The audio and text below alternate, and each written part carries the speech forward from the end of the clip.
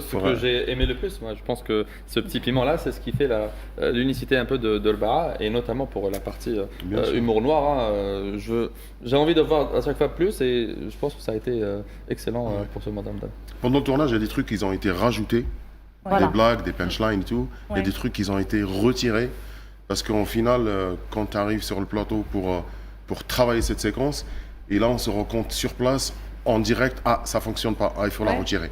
On- Bah tiens, on- on fait comme ça, ouais. On s'inspire Toujours. vraiment, on s'inspire du lieu, du décor, Ouais, de la voilà, situation. de l'installation, et, de la bien sûr, situation. bien Et sûr.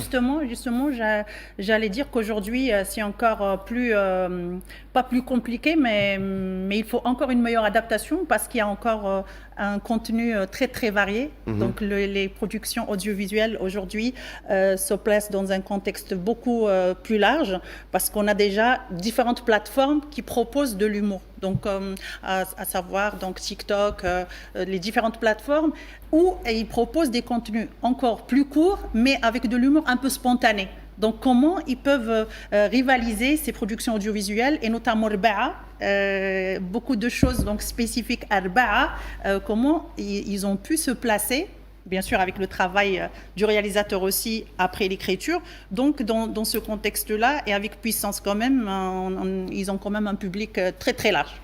Alors, ce qu'on dit toujours, hein, soit le scénar, soit le séquence que tu réalises sur place, elle a toujours 4 versions. La première version, c'est l'écriture, et la deuxième, c'est pendant le tournage, tu retires ou tu rajoutes, et la troisième, ça sera dans le montage aussi. Dans le montage, et finalement, ça marche pas. Finalement, ah bah c'est bien, on a bien fait de rajouter ce plan. Et la quatrième version, c'est pour les téléspectateurs. Ils découvrent la quatrième version de la séquence ou la scène.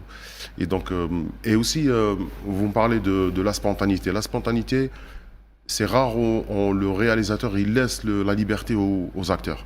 Parce qu'il y en a qui sortent de... Et après, ça change Du complètement. contexte. Exactement, Est-ce que c'est ça. est-ce que c'est difficile aujourd'hui d'avoir affaire à des comédiens comme Adila, comme Asli, qui ont l'habitude de faire du cinéma et de les canaliser. et de les canaliser. Et du théâtre aussi, hein. Alors. Pardon. Et du théâtre. Et du théâtre, voilà.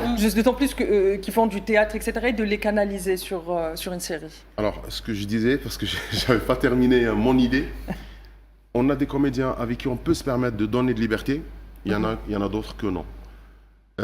Avec Arba'a, je donne la liberté et ils improvisent parce que avec le temps, j'ai commencé à les connaître. Allez, voilà. Et je coupe pas. Et des fois, je coupe pas parce que je rigole tellement, j'arrive pas à dire couper. Il y a plusieurs scènes, j'arrive pas à dire couper. Et au final, ça donne. Au final, c'est un eux, ils me disent, résultat. alors c'est quand tu vas couper. Là, je pleure de rire comme ça.